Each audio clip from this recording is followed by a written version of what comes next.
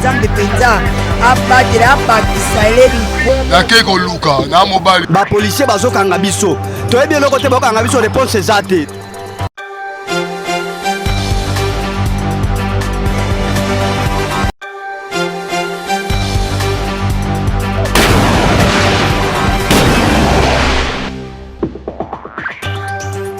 SMS à la bisika nyonso bozuli baku ya kolanda Magi FM édition ya mokola lelo yango ebandi mbote na bino.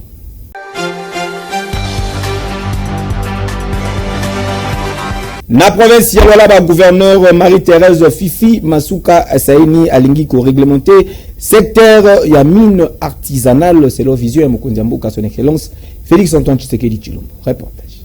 Gouverneur ya province ya Lualaba, Madame Marie-Thérèse Fifi Masuka Saini ayambaki en audience la délégation mibale clé ya secteur minier artisanal. Ba membre ya commission provinciale chargée na formalisation pe professionnalisation ya artisanat minier pe ba oyo ya régime ya assurance ya protection ya ba groupe ya ba artisanat minier oyo basangana na coopérative minière bayaki ko présenter ba civilité na bango pe kozwa orientation précise. Cérémonie elekaki kitoko avec impact pédologie na présence ya directeur ya cabinet ya ministre provincial ya mine et sikawapi autorité provinciale a félicité Kibango pour la démarche oyo basali. On ne devait pas faire quoi que ce soit dans la province depuis qu'on a été élu avant qu'on puisse venir présenter nos civilités et avoir aussi les lignes de conduite auprès de Madame le gouverneur. Nous allons convoquer les coopératives pour savoir comment nous allons se concerter pour le programme que l'autorité nous a confié pour que nous puissions voir comment est-ce que nous allons avancer. Aussi penser au problème de notre centre de négoce qu'on avait inauguré par le président de la République. Il faut que ça puisse entrer en action. Et sengeli koyeba ke concrétisation ya acte juridique oyo ezali ko marqué avancée majeure ndenge elingi mokonzi ya mboka son excellence Félix Antoine Tshisekedi Tshilombo Fachi Beton vision oyo ezali concrétisée à 100% na gouverneur ya province ya Lualaba mama ni mama Madame Marie-Thérèse Fifi Masuka Saini pour na ko assainir pe ko organiser secteur minier artisanal réforme oyo ezali ko viser na ko pesa na exploitant cadre moko légal sécurisé pe rentable. Et yo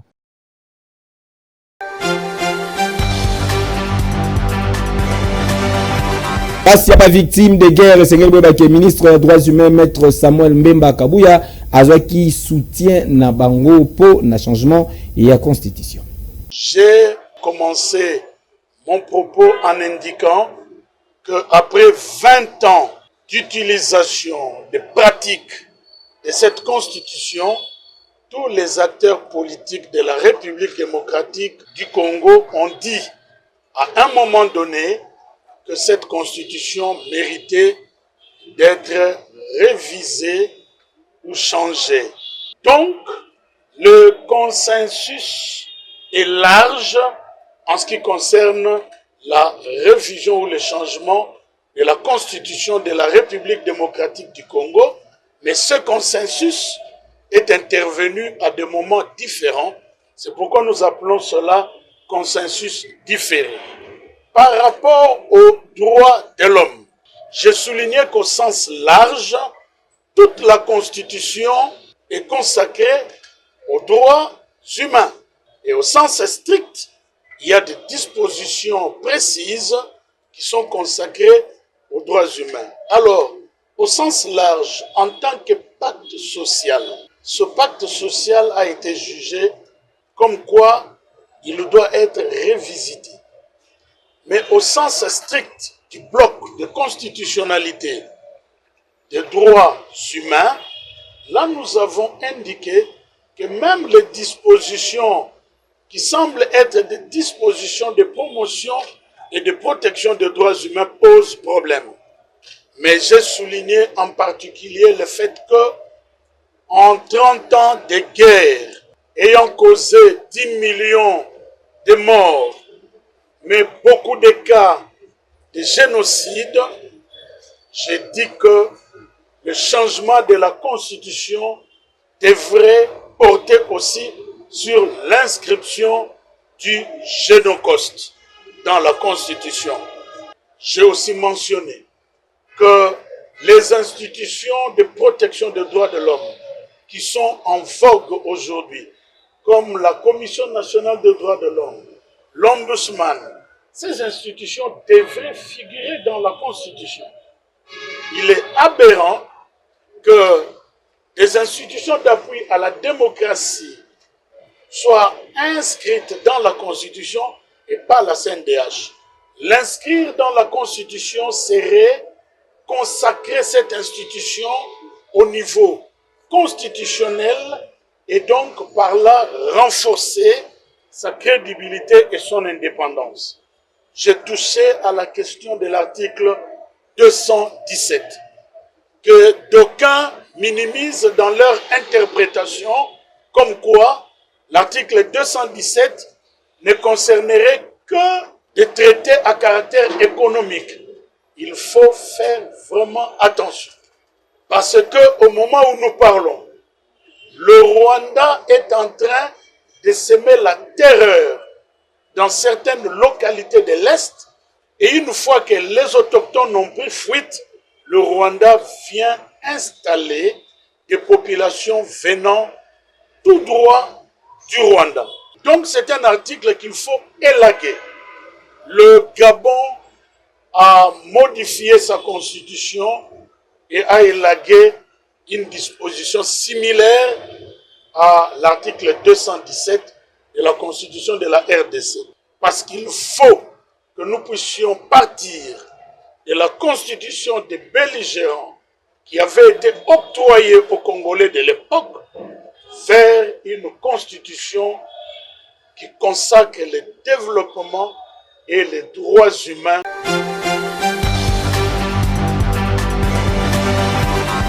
Ardev Fédération au Katanga basengi na ba chef ya ba département nyonso ba réitérer soutien na bango autorité morale Jacques Kiabula-Katui. ARDF, le seul visionnaire, c'est son excellence Jacques Kiabula-Katui. Et je vous rassure que baada de konona sema excellence Jacques Kiabula-Katui ni esha kuisha de konajiranda. Pourquoi? Parce que le jour où excellence Jacques Kiabula-Katui a pris l'engagement d'accompagner le chef de l'État, il n'a jamais fait ma zigzag, non. Il est resté loyal jusqu'aujourd'hui, pas fidèle. Si nous avons pas fidèle, nous avons un intérêt. Quand on a pas intérêt, il a fait 10 mois. Il est resté loyal. Et c'est pourquoi le chef de l'État est très content de lui. Et jusqu'aujourd'hui, il est très content de son excellence Jacques Kiabula-Katui. Et Machou Kilogo Mutashikia, ma nouvelle ya muzuri, ikamitokelea tena. Les camarades RDF sont prêts aujourd'hui à accueillir dans la province du Haut-Katanga notre président national, le seul président national, parce qu'il n'y en a pas deux, il n'existe pas trois. Nous n'avons qu'un seul président national qui est son excellence Jacques Kiabula-Katui. Le parti continue à crier au ténor que nous sommes derrière la vision du chef de l'État, son excellence Félix-Antoine Tshisekedi Tshilombo, et nous soutenons toutes les propositions de réformes constitutionnelles et institutionnelles possibles. Donc, nous restons à RDF, nous restons parti membre de l'Union sacrée, comme notre président national est membre du présidium de l'Union sacrée. Et en province du Haut-Katanga, nous restons sereins. C'est un appel à nos camarades frondeurs, ceux qui se sont rebellés, de revenir au bon raisonnement. Nous sommes une famille, nous allons nous considérer, oui, l'enfant prodigue existe.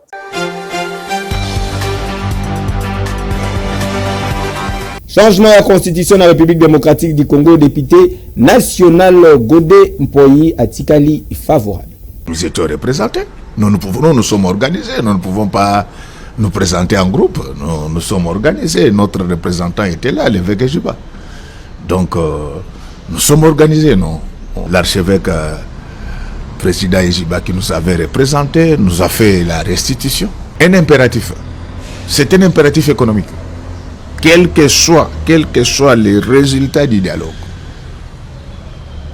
quels que soient les résultats du dialogue, si nous voulons que ce pays avance, il faut changer des constitutions pour des raisons économiques.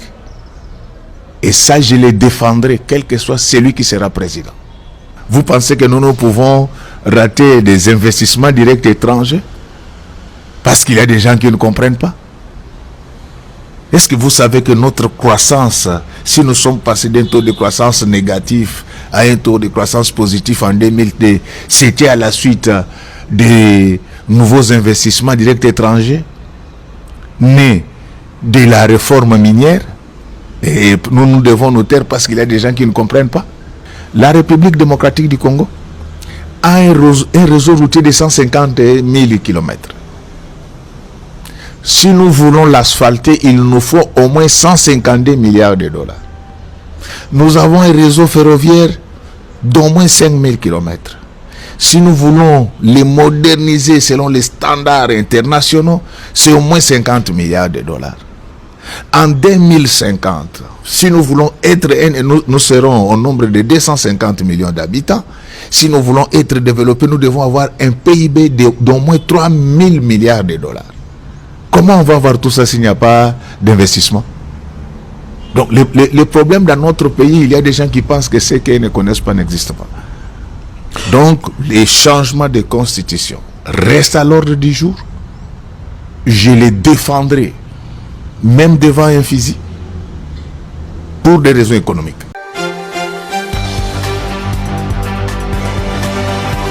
Na commune ya Makala batie maboko na bafo policier pe ba élément ya FRDC bazali ko sala patrouille na butu bazali ko boto la population biloko na ndenge ya ko sakana te bolandele makolo. Major Donc solution nanu ezwamite pona likambo ya insécurité awa na ville province ya Kinshasa tokotika pe kolobela yango te batu oyo bozali komona bakangi boye banyokola population ya commune ya Makala na kobotolaka bango biloko ba telefone pe ba bien misusu mbongo kutu koloba te bakutana ope na moto oleli bakenango bango bazali ba faux policier na ba faux militaire batambolaka na butu bakoma kosala patrouille ya lukuta kasi lelo bileki bango bikoki papa soda akoi na bango boyoka lisolo neti kaka bozalaki le 5 9 mois 2018 oui. Na province Ituri na Bunia kokenanga kuna na beti 10 ans na komaki lobi dimanche au kakoy lelo mercredi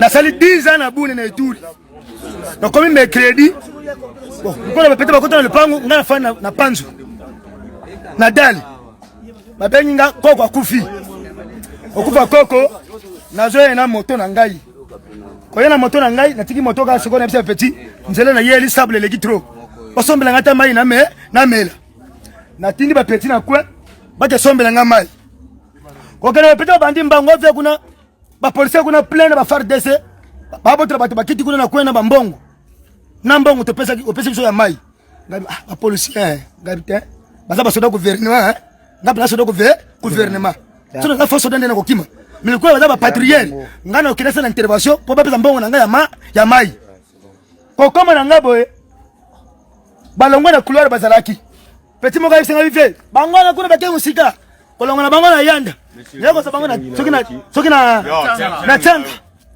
nde bandu boya natuni yonde cette patrouille ote mukonzi suko patrouille yo ezalaka mix na ba policier ata armi moko ezate ata ilembo moko patrouille ezate na tele boya FARDC na le papa FARDC na botini Nathalie oyo jaquette ba belle jakala kaki ndise militaire oh mais papa yo bata ba patrouille ya tombe le kuna na bande ko tuna bango o sa avanti si bango boye o sa ba si bango carte na ngai yango ba soda besi na ngai chauffeur se fait major ya yango la tamble nango oya bino ezali wapi carte te ya le bio ngai na carte oya abandi ko sala mavanga akima. D'accord. Dukola lingaki mana moni petit na nga jier. Ayaki na matanga pa koko na ngai. Petit na biso momboshi. Momboshi. Petit momboshi. Oh petit na ngai. Oh petit na biso pe. OK. To entraîner yawa. Moza na tika bango petit na nga to yeba ba mingi te. Ndela yebisi bango. Lukola ya soda. Naza mukonzi na bino pona batela bino. Et mère la population de comme mabe. Balebio kilwango ndezo sala musala. mais ata polisi moko nga na moni ye azate bon pesa nga ba carte na bino ata mutu moko za na carte awa azate oya linga kima oya pesa nga carte na polisi oh na tagi moto na la polisi oh moto na la polisi carte na yango oyo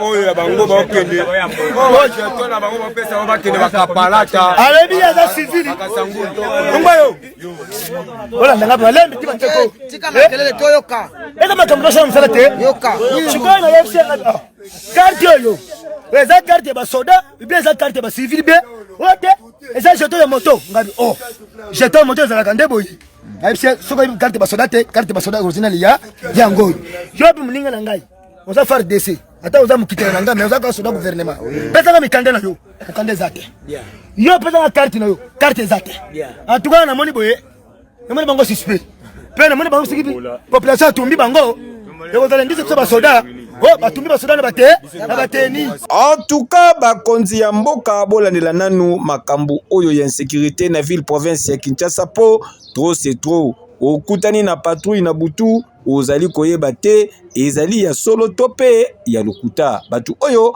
bautaka wapi en plus bateni oyo bazoka yango wapi tolembi ya nini esi mutasima bango te mutabeta bango te nazo android moko la sepel makosi nazo android la sepel ba o tu bazana loko te o azaka na carte na contact so za criminel ba yibi ba pumbana moto bakei azana contact.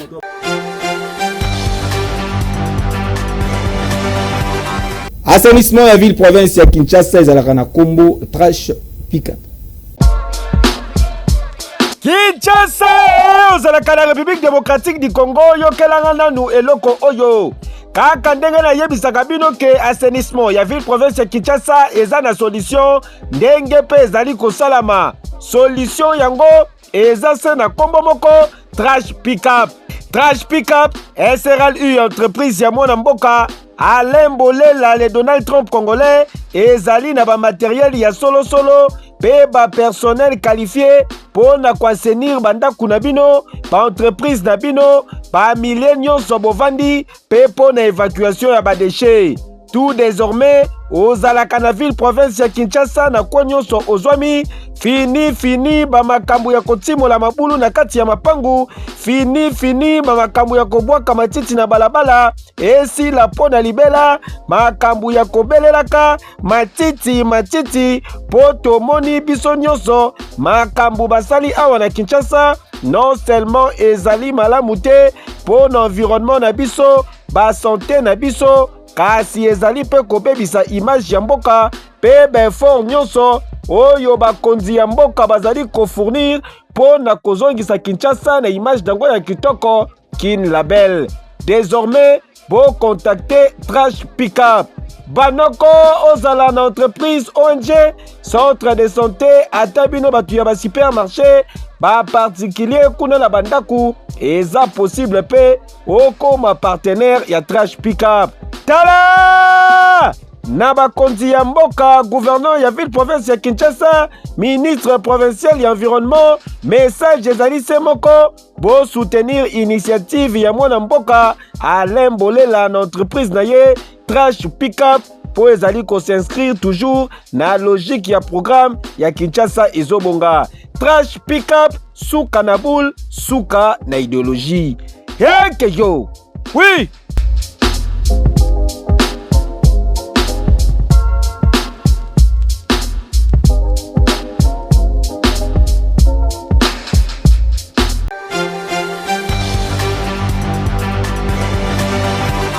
Enseignement supérieur et universitaire et Sengeli Boyebake, les professeurs, le prince Kwawata Masangata soutenaki thèse na ye lobieleki na université ya Kinshasa. Commentaire. Ah oui, soutenance publique ya thèse ya doctorant na sciences de gestion ya monsieur le prince Koata Masangata et salamaki lobi eleki na ambiance moko ya kosakana te avec impact pe idéologie na chapiteau ya université ya Kinshasa Inikin en sigle sous la présidence ya professeur Bilolo Kabwebwe. Face ya jury moko ya haut niveau récipiendaire à Defandaki thèse moko intitulée Engagement citoyen des consommateurs et efficacité de la gestion des déchets ménagers, contraintes et opportunités écologiques. Fruit à plusieurs années, y a ba recherche sur crise sanitaire et environnementale, Oyo, et Zali ko traversé ville province ya Kinshasa. Ko bandana constat Yamabe en rapport na ba échec, ya ebele ya ba initiative publique lokola kin bopeto, kin ezobonga, kin propre, pour nakotanga kaka wana. Doctorant Abeti Dada, modèle moko intégré. Le deuxième concept, nous l'avons tiré de fond. Et Sengeli Boye Bake Jiri Mobimba, Basaliwaki originalité ya recherche. Monsieur le Prince Koata a soutenaki brillamment thèse naye ya doctorant et Sikawapi Azwaki mention plus grande distinction Oyo ezali haute distinction académique ya likolo Oyo epesamaka na niveau Oyo. À l'issue ya délibération, secrétaire général académique ya Inikin a autorisaki soutenance pe a proclamaki collation des grades ya docteur en sciences de gestion.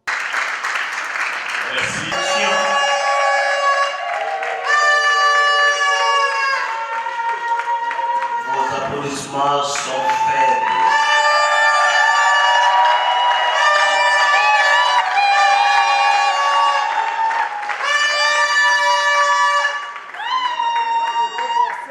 Liboso Yabapanzi Sango, promoteur, le professeur Kimwanga a Talisaki porté pratique ya Musala Oyo. Le monsieur a montré que, nonobstant tout ce qu'on a fait, les politiciens ont dit qu'il ne Kobonga. Cela ne va pas résoudre le problème d'insalubrité à Kinshasa. Mais il faut commencer par quoi? Par un engagement citoyen qui passe par ce qu'il a appelé la trilogie entre l'engagement citoyen, la responsabilité sociétale des ménages et pratiquement le consentement à participer. Naesengona Mutema, le désormais docteur Koata, asengaki na bakonzi balanda modèle na ye. Loko esali to sangisa bango ezali pour soutenir thèse oyo ezo porter comme titre engagement citoyen des consommateurs et efficacité de la gestion des déchets ménagers, contraintes et opportunités écologiques. Elingi kolakisani bosoto eleki ebele na Kinshasa. Bakonzi ya mboka basala ba projet Kinshasa bopeto, Kinshasa kaka na buso, Kinshasa propre, Kinshasa salité, Kinshasa ezobonga, Kinshasa ezobonga kaka te. Problème ezani, problème ezake incivisme eleki na biso ba kinwa na kati ya Kinshasa. Thèse oyo ezolakisa nini? Totika boso, ototika yango esengeli tomipesa. Komipesa wana ezali ke biso moko a partir ya bandako na biso tozala bato tomipesi na makambo ya boso. Toyeba kobulongola bosoto wana esika nini ya kobwaka ngo.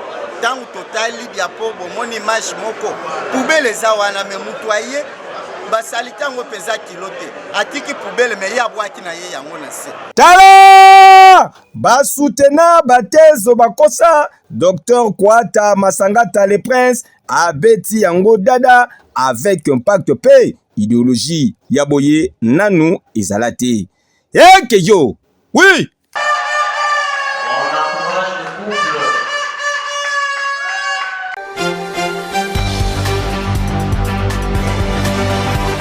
To poursuivre édition à Mokola Lelo na page noire Oyo.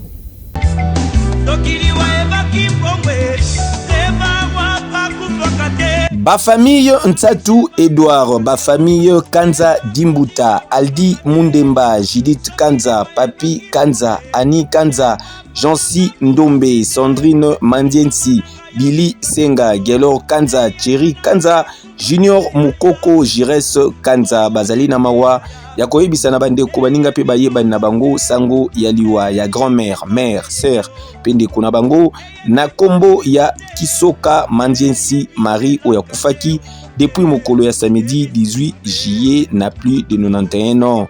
Na yango libota ebongisi programme ya matanga boye.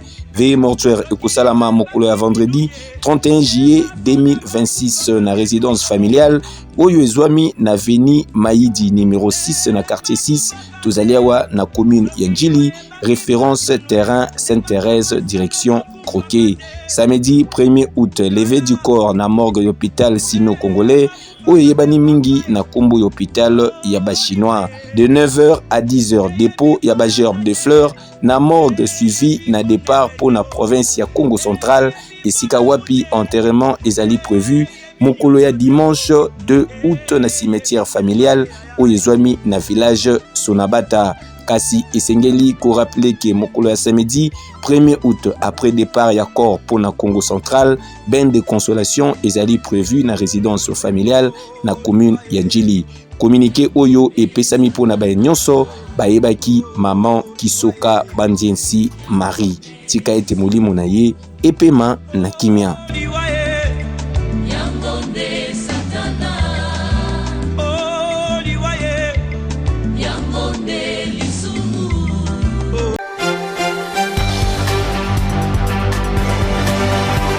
Na cadre de l'article 15, débrouillez-vous pour vivre. Tokutana kina bana mibali moko babimisaka zelo na rivière Mosoli tozali bongo na commune Yentele.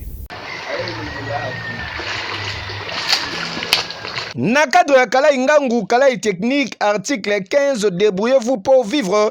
Caméra ya magazine na bino ekitaki na commune ya Ntsele, plus précisément na rivière Mosolo et sika wapi tokendai kokutana na bana mibali oyo bango po bazwa mo eloko pona ko vivre bayaka nde kobimisa zelo na kati ya mai awa ndenge kaka bozali komona boye soki pe bache yango mupanzi ezwaka mwa ba jour ebele po ekauka kasi une fois ekauki Kop et botami bateki yango baye kotekela batu oyo batongaka bandaku ezala ozali na besoin ya quelque pusu ezala ozali na besoin ya camion mobimba kobanga na yo te bakobimisela yo yango. Micro epusanaki pene na bango yoka communication basalaki. Difficulté sala mai biloko echolaka nango bibembe bangula kokufa biloko ebele ememaka pe ba maladi na nsoto. Talaka sikoyo biso ndenge tosala boye banyele kakawa tosala na biso kaka mpona kozanga mosala mpe mpona kozanga eloko moya kokendo kotelema na bakoya kobotola bato biloko nde ezalaka te yango nde tobona na biso tonimela biso Yesu yango nde tolukaka na biso motoki na biso ata tozwa 5000 ebandosu na biso na bakoya na biso mosusu nde tolukaka na biso surtout bapa wana nde tolukaka biso yango nde esungaka biso oyo tobimiselaka nango bazeli. Soto si anga bapao batika misala ya mabe biso toboyi kikulula toboyi kobota bato biloko toyeka tokoya na ba 5h ou bien 4h tokoti tobimisi tomemi toke nango na nzela soki basombi tozwi mwa quelque chose totie na poche tokesa makolo na biso tekamaka bien yango nde ezotonga bandako sala tubafana misala kaka topesa biso misala ya bien tosaka bekozanga misala kaka basala mosala batika kosimba masheki baluka ndenge biso tozosala mabe nde osimba masheki. Ah oui, musala ya zoba ezalaka te biso awa tokopesa bino kaka ba courage ebele po mabende zéro. L'essentiel ezake bobimi na mulongo ya ba garçon ya mama oyo bazela kaka 17h 18h ici a bendi bote atamboli ya silisi ibongwa ye lisusu mama wapi fufu nanga baoka pesonite kejo.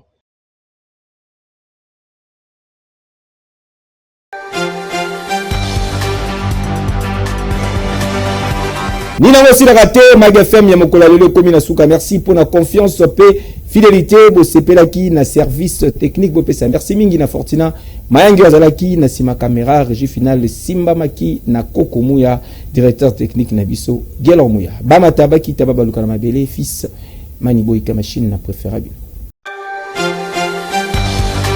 nzambe mpenza abatela abakisa eleli nakei koluka na mobali bapolisier bazokanga biso toyebi eloko te bakokanga biso réponse eza te